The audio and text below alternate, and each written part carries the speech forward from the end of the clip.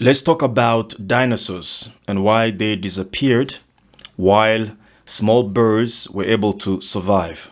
Hi, my name is Kabbalah. I'm a member of ELAGRICO. This is where we train agricultural entrepreneurs for the development of Africa. Please subscribe and like the video, and please share it as well to support us. Now, we know that in the history that dinosaurs were big and huge species that could not stand a catastrophe.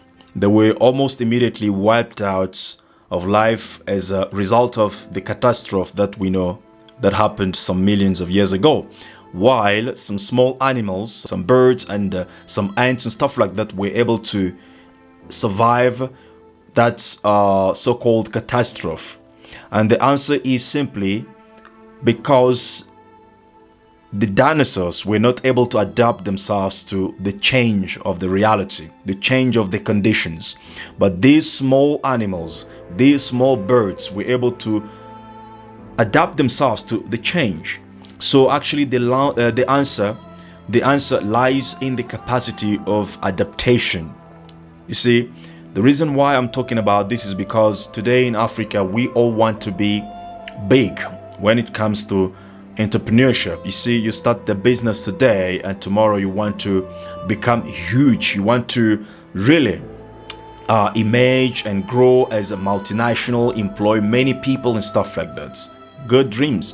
And because we want to do all these things ourselves, and in the present time, it disturbs us when we think that the future generation, or there are certain things that must be accomplished by the future generations, by our kids, by our grandkids who will take over on what we have been building. So that idea really disturbs some Africans, because what we want is to see with our own eyes, is to be there, to experience our achievements that we have been working for. So that's alone, that mindset prevents us from being able to anticipate some changes that are taking place in the world and adapt, so that we can make sure that our project has some kind of continuation. Maybe that continuation can happen through other people, through our children or through the children of our children and so on. We don't have that in mind. So it is important now for African entrepreneurs to understand the capacity of adaptation, which helped small animals in the past to survive, and which, because it was lacking from the dinosaurs, then they couldn't survive the catastrophe. It doesn't really matter how big you are. What is important is, are you able to adapt to the change that takes place in the world today? You see, many people, as I said, we want to be big, we want to be huge. But the point is not always to be huge, to be big.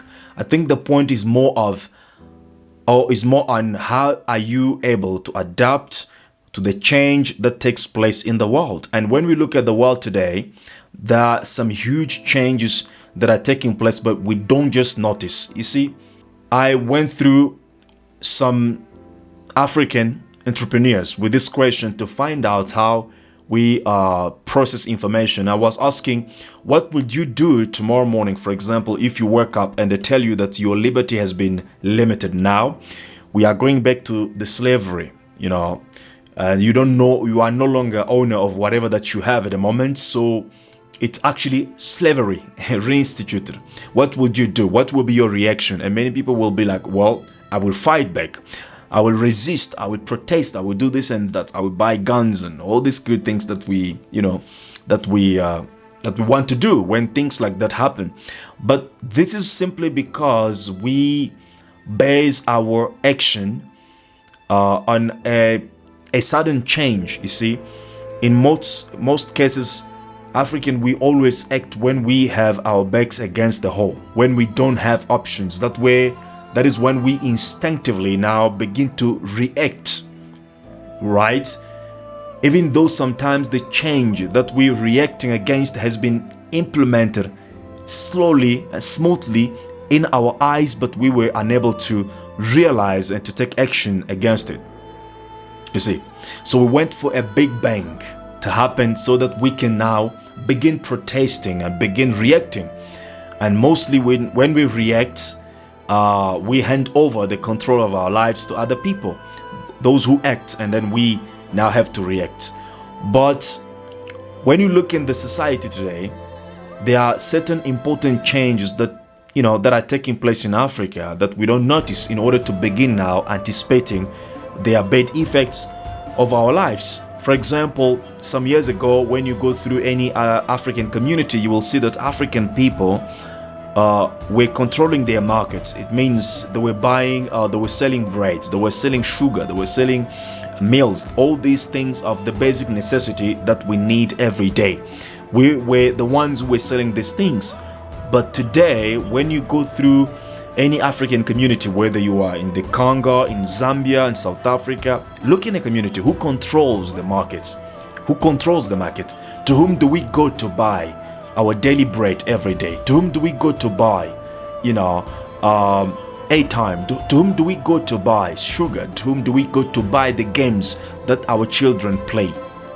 This is important. Now, situation's totally different. It's Chinese now who controls the local markets. It's the Indians, it's the Arabs. These are the people now to whom we are running to in order to get the bread, in order to get sugar, in order sometimes even to get employment. So at the same time, we want to be bigger.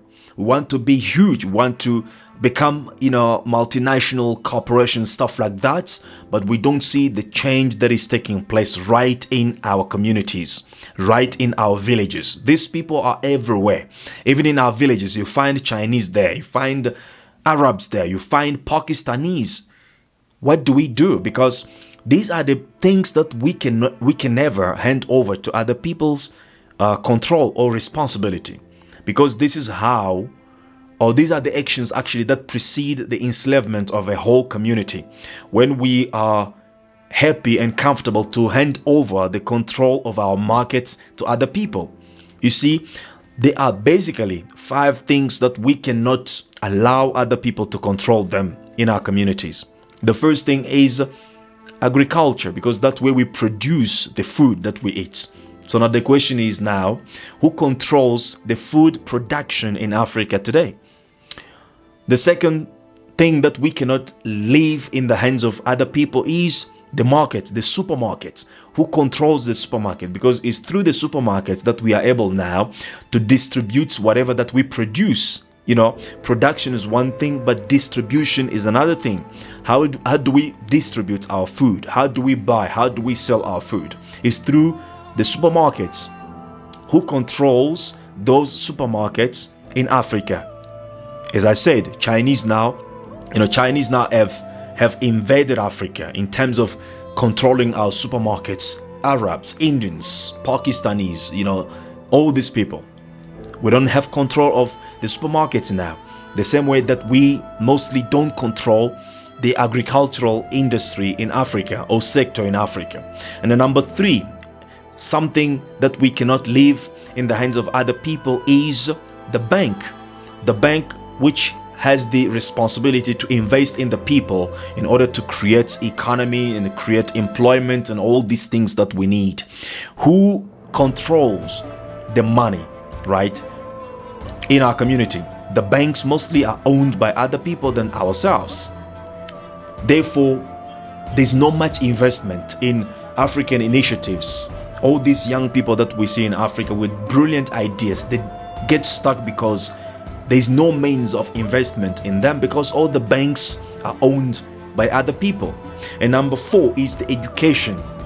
You see, because it's through education that we are able to teach the next generation, because education itself is the preparation of the future generation. So who controls the education in Africa, in our community? You answer to that question. And number 5 is actually the hospitals through which we are able to heal or to cure ourselves with different diseases. And if we leave these 5 areas in the control of other people, we are then making ourselves comfortable for the next phase of enslavement that our children may not be able to escape. So it is right at this moment that the African entrepreneurs need to understand the power of adaptation. Things are changing. How do we adapt ourselves? What kind of mechanism do we put in place in order to adapt ourselves to the change that takes place in the world and anticipate the bad effects of this change? You see, I'll give you an example of Chinese just to make you aware of the change that are taking place. But I'm not saying that we need to adapt to the current status quo whereby our market is under the control of other people. No, but I'm talking generally that there are changes that are taking place and we need to be able to anticipate as African entrepreneurs, because we are seeking much the greatness. We are seeking too much, the greatness, the achievement. We want to be big, but we don't see that the society in which we live is changing and our survival is most important than our greatness. Must keep that in mind.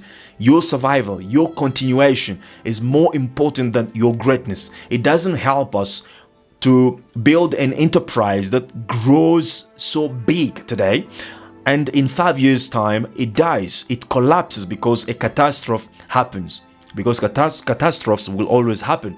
The same way it happened and ended the existence of dinosaurs. It can happen again. It's always happening. We remember what happened in 2008, the financial crisis. So are we able to adapt and to continue surviving, continue existing ourselves? Exist as a business, as a corporate, as an organization, as entity, as whatever we are trying to build in terms of our projects. Are we able to maintain that for the future generation? You see, because that is what is important, is to live longer than to be so big for 1 year and the next year you are down and you cannot survive. So this is what African entrepreneurs need to understand now.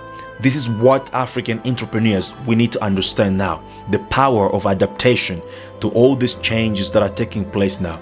And even if you are an aspirant entrepreneur, this is what you need to keep in mind. And everyone needs to understand it, because these changes affect us generally as African people. You see, before it was said that you need to go to school, get a degree, get a good job in order to live a good life. But today that advice is no longer applicable, because most of jobs that we have been running for are now being done by robots and artificial intelligence. So you can already anticipate what will happen in the future if we don't also put in place some mechanisms to make sure that Africa has a future and a better future out of the 21st century. So this is what the African entrepreneurs need to understand now in order to put in place certain mechanisms of survival. It doesn't matter for you alone to be bigger while you need to collapse, you have to collapse the next morning, but we have to make sure that we have in place some mechanisms that will allow us to continue. And one of the ways we can do it is to build community entrepreneurships, so to say, is to come together as African entrepreneurs and build collective corporations or collective institutions that can survive, out of 21st century, that can, outnumber or outlive people who have built them. That is the secret of success, mostly of the biggest organizations that we have come to know today in the world. Thank you very much. I hope this has been useful to you. And if it is, please subscribe, like, and share the video so that other people can be in touch of our inspirational and revealing contents. Thank you very much. We'll see you again.